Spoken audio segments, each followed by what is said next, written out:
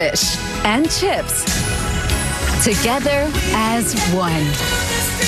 New Goldfish Crisps, light and airy, totally irresistible. Taste how Goldfish does chips. Psst, psst. With Flonase, allergies don't have to be scary. Spraying Flonase daily gives you long-lasting, non-drowsy relief. Psst, psst. Flonase, all good. Also, try our allergy headache and nighttime pills. Now to two-time Oscar winner Jodie Foster, who got her flowers cemented in Hollywood today. Our Cassie DeLaura is there. Good night, everybody. You went barefoot. Why was that? I mean, that's what I want. As a kid, when I came here, I put my feet up against the cement. And I mean, putting your feet up against a high heel, right. Like, what's that? Today, Jamie Lee Curtis gave one heck of a speech for you. I love her, and she's a good talker. There is an amazing connect the dot between Jodie and... Happening now. Rabies raising its head in some hill country counties. What could be behind it and what it could mean for you and your pets.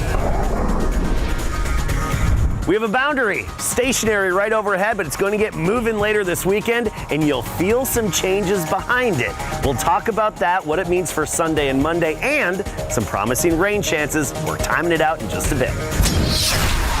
Sunscreen is essential year-round, but especially as we head into summer. So coming up, we'll have the results of Consumer Reports sunscreen tests. The news at 5 starts right now. Now, first at 5 on this Friday, foaming at the mouth, twitching or locking of the jaws. There are hundreds of rabid animal cases reported every year here in Texas. But recently, we've seen a bump in cases in the Hill Country and other neighboring counties. Garrett Berger talked with the state about why and what you need to know. It's a serious, often fatal disease, and every year it pops up in our area. This year, maybe a little more. We're less than 4 months into 2024. But some nearby counties already have about as many or even more rabies cases than they had in previous years. I would say I can acknowledge that it is an increase from the last several years, but it doesn't necessarily mean it's out of the ordinary for the state of Texas. Wild animals are the biggest problems, especially skunks and bats. Dr. Kiefer says clusters pop up periodically for a variety of reasons. It is or was just recently mating season for skunks, and now they're going into, litter season. So they are more likely to be out encountering other animals. Their county's not seeing the same bump as some of its neighbors, and the news got mixed reactions at a Northwest Side dog park. So it's not a particular concern to you? Not, but I'm glad that there's awareness. I am concerned about people making sure that all of their pets are vaccinated.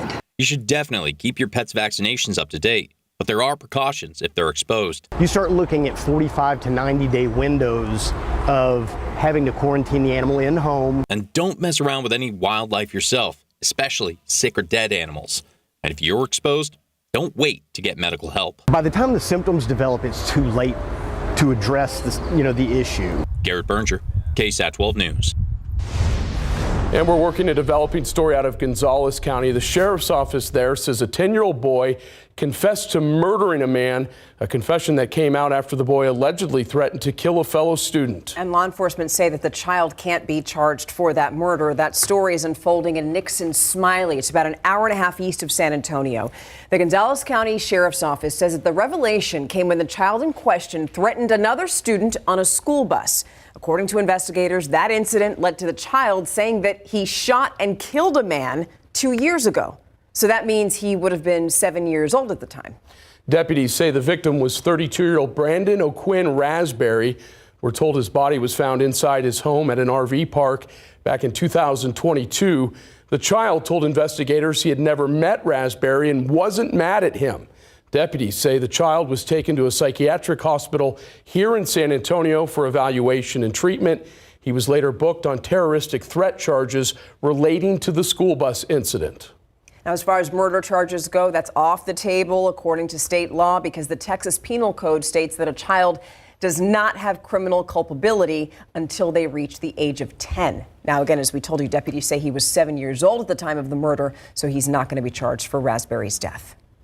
In a letter sent by the Nixon Smiley Independent School District, parents were notified about the bus incident and the murder confession. The district also reassured parents that the child is no longer on campus. The letter reads in part, quote, "The student was promptly removed by the Gonzales County Sheriff's Department and is currently detained. The student will not return to the elementary campus," unquote. A second death at the Bexar County Jail in as many days. This morning, right before 7 o'clock, emergency personnel were once again called to assist an unresponsive inmate. Now, officials with the jail say that a deputy found Francisco Salinas and alerted the medical staff and began performing life-saving measures.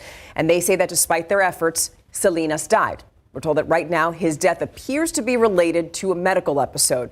Now, just yesterday, Dwayne Ventimiglia was also found unresponsive. That was around 9 a.m. He, too, died at the jail, and a preliminary report is pointing to a medical complication. Now, back-to-back inmates' deaths at the jail is again raising concerns. In a statement that was released by the Bexar County Sheriff, Javier Salazar, he says the incidents are leading to a more stringent medical evaluation of those who are going to be accepted into that jail. In world news now, Israel has carried out a military strike on Iran, a potentially dangerous escalation in a fast widening Middle East conflict that's also putting the Biden administration in a very challenging position. Washington correspondent Karen Kaifa reports Biden administration officials are taking a quiet approach to Israel's counterstrike on Iran.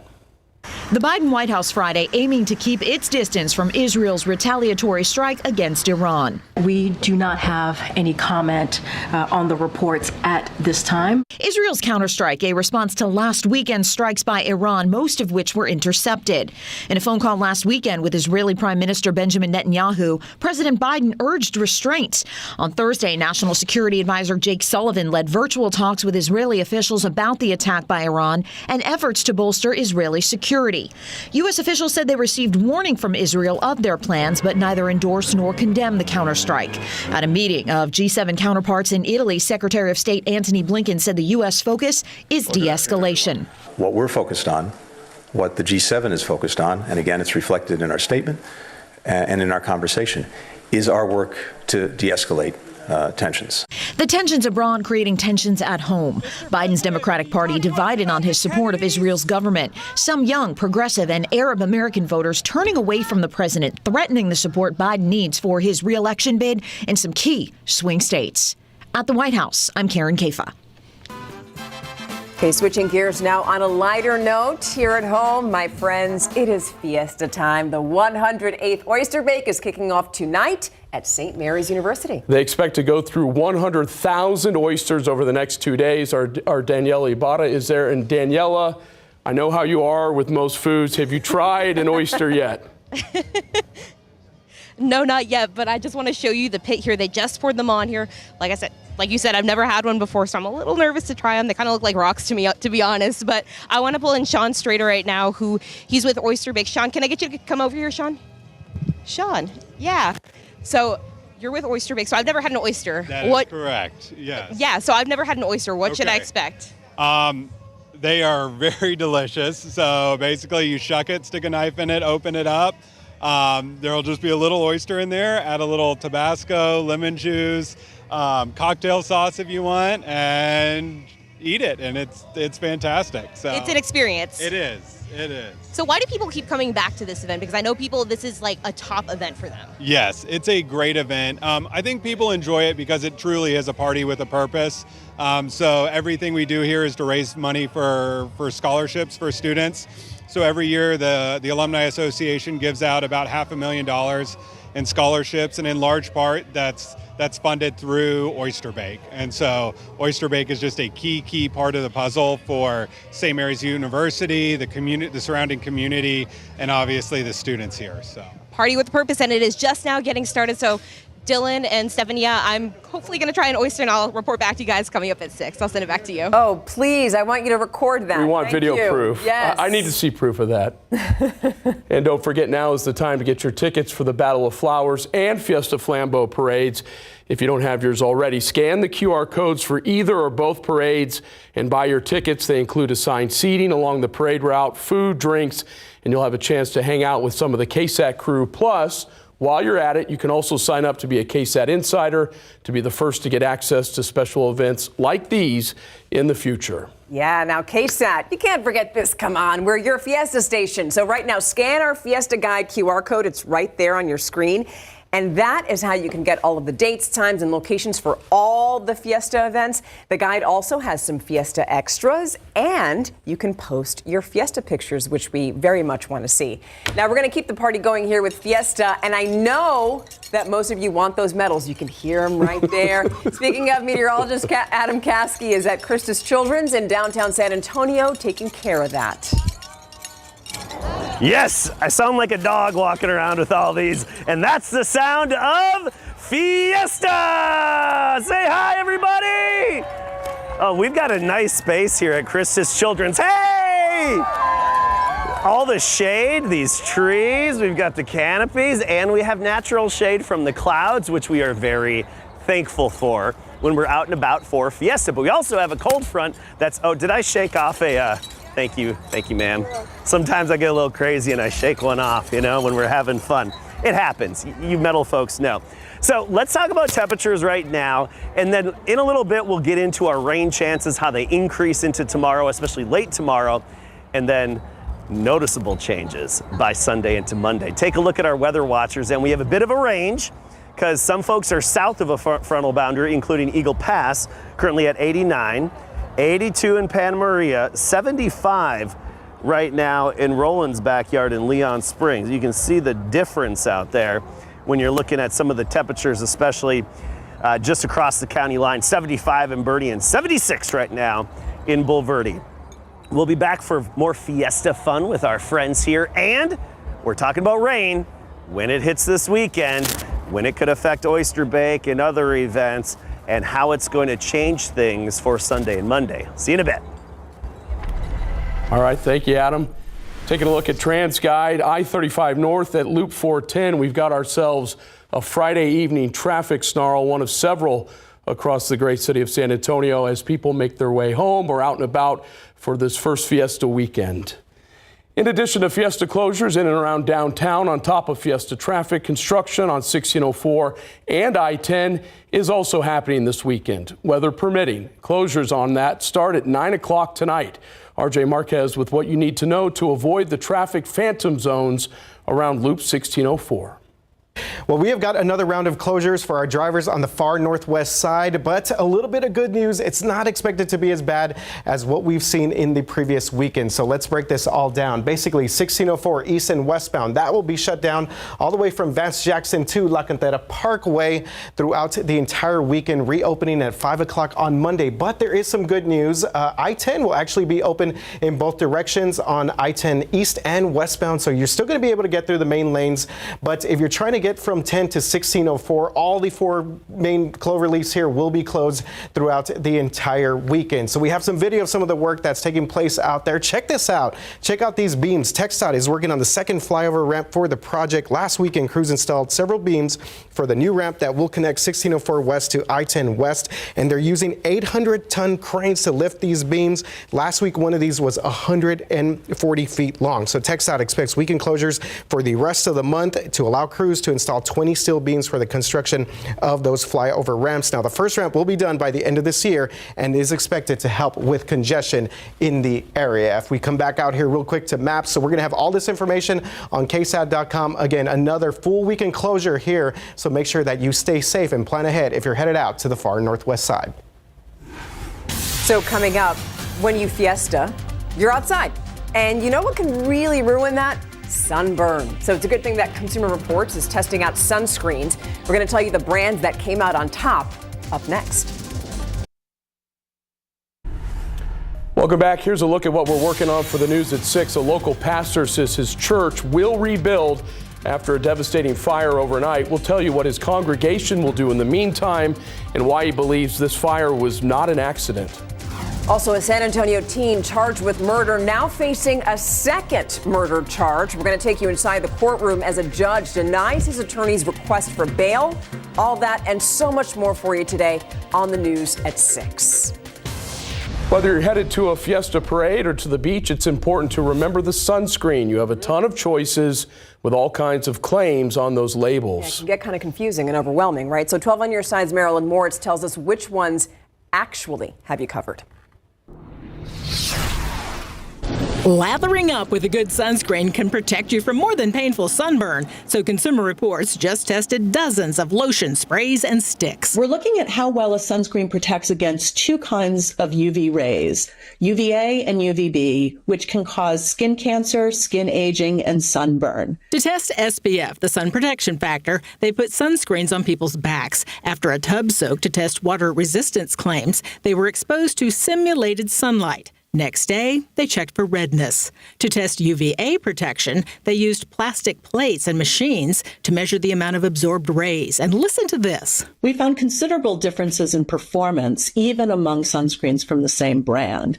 In particular, we found that some sunscreens don't match the level of protection that's listed on their label. Their recommendations: Coppertone Water Babies SPF 50 was a top lotion. It's not just for babies. Testers noted it did leave a greasy film on skin. Eucerin Advanced Hydration Spray SPF 50 was the best spray sunscreen. It left a slight film on the skin. Thinking budget? Equate Walmart Ultra Lotion SPF 50 is their most affordable recommended lotion.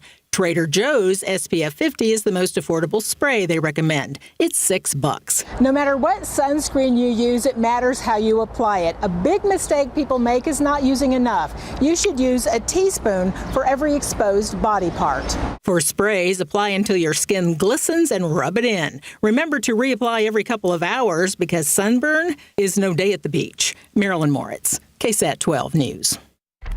Oh, that's good advice. Now, you look over our city today, it doesn't really look that bad, right? Lots of cloud cover, 78 degrees. I mean, if only it was like this yesterday during Fiesta.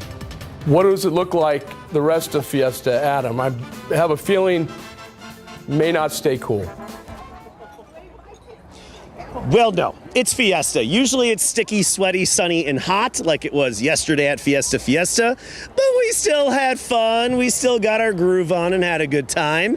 We are going to cool off, and we will have some lower humidity. By the way, we still have, I'd say, a few dozen medals left that haven't been spoken for with a wristband. So if you are in the area of Chris's Children's here, you can just scoot right in, and hopefully we'll still have them by the time you get here. It's, of course, as supplies last. All right. Hey there, wave, say hi. What's your name? Carter. Carter. What do you love about Fiesta? The medals. The medals, my man. High five. Oh, yeah.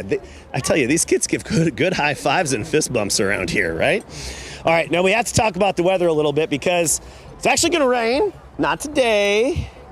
I know some people are disappointed because it's Fiesta, but we need the rain. We need the rain. And you look at our rain and storm chances for tomorrow, and you'll see how it's not going to be all day. It's really the second part of the day. Later in the day, that's when we have the better shot at rain. In the morning, a few passing sprinkles at 30%. But by 6, 7 p.m., those rain chances are up to 60%, and that's going to be the case up until about midnight. And then the rain chances go off. So basically 6 p.m. to midnight, we think that's our main opportunity for scattered to even widespread showers with a few rumbles of thunder. I mean, the very off chance of a severe storm, but I think that would be the exception. All right, here's our future cast this evening. Decent amount of clouds and a few storms likely to pop up near the Rio Grande and even move into Texas. But we don't think they're really going to make it here. If they do, it would just be a few leftover light showers for the morning and sprinkles. Notice how during the day tomorrow, it's actually pretty quiet. Could be a few cracks in the clouds, a few breaks in the clouds, but by 6 o'clock locally, earlier in the hill country, that's when the storm chances and shower chances really increase. And we'll have some of that scattered activity through about midnight before it pushes out and tapers off. And then Sunday is going to be a dry day. So Fiesta festivities and events tomorrow, 6 p.m. to midnight. Be prepared to duck inside or duck under cover just for a bit as the rain and the showers move through. Now, it's going to vary significantly in terms of overall accumulation, but I still think where we get some of the heaviest showers that are following each other, we could get over an inch. Particularly in parts of the hill country, there's that possibility. Here's the pattern. We have two disturbances, one throwing some energy and clouds our way. The next one in California, that's going to provide a better push of energy up and over this boundary that's overhead. We actually have a stalled frontal boundary in place, and then that's going to be a 1-2 factor basically to get the showers going, and then the cold front moves south. So we'll be 74 tomorrow and humid. By Sunday, clearing out a little bit late in the day, 67 for a high on Sunday. I know, right? 67 for a high. And on Monday for the River Parade, it'll be just a little warmer, but still low humidity, both Sunday and Monday, low humidity. Monday only 74 for the River Parade. What? We're supposed to be sweating. That doesn't make sense. And then as we get into next week, by Tuesday, the humidity returns and just small storm chances toward the end of the week. All right, I need a Viva Fiesta. 3, 2, 1. Viva Fiesta! Oh yeah, baby. Matching thermometer given away next hour. Uh-oh, he's biting his lip. That's the signature, Dad. There it is. Yeah. Larry's in with sports. Elizabeth Leachman, this runner out of Bernie Champion. We're talking about making an impact on the national stage at this point with some of these times. Absolutely. I mean, she's a beast, and anytime she takes the track, people want to watch. Elizabeth Leachman dominated the 3,200 meter today. Plus, Birds of Prey are helping out at the NFL draft coming up.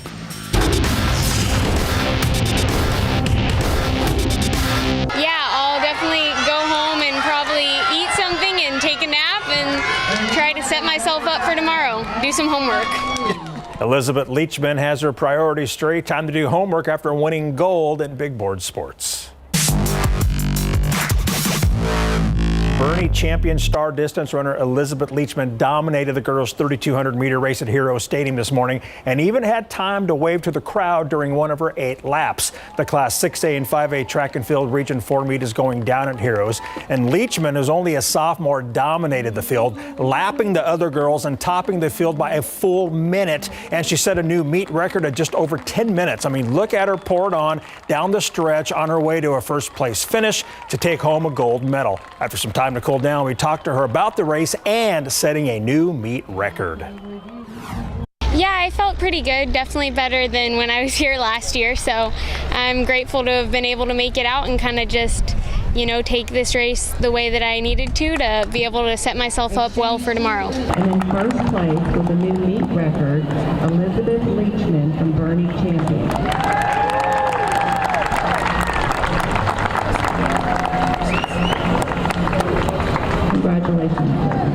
I mean, it's definitely exciting, especially just since last year I didn't get to leave this race and this event, and it's my favorite, so I just feel blessed that I'm going to get the opportunity to finish my season in the 32 at state. And before state, Leachman will run in both the 800 and 1600 meter races tomorrow at Hero Stadium as the Class 6A, 5A Region 4 action continues. A Detroit real estate firm hired 2 birds of prey to keep smaller birds from littering the city with their droppings during the upcoming NFL draft. Circe, the hawk, and Yahtzee, the falcon, are in the Motor City on work detail, and their duty is to scare away smaller birds to keep the streets poo-free. They're easy to train. They come back very well. It's been cool to really get to be a part of the draft and a part of the city that we love. One of our favorite parts of the job is just interacting with the people and talking to the people of Detroit. The 2024 NFL Draft in Detroit starts next Thursday, the 25th. We'll be right back after the break. Thank you so much for keeping us company during this last half hour. Thank you for watching the news at 5. World News is next, and we'll see you at 6. Bye-bye.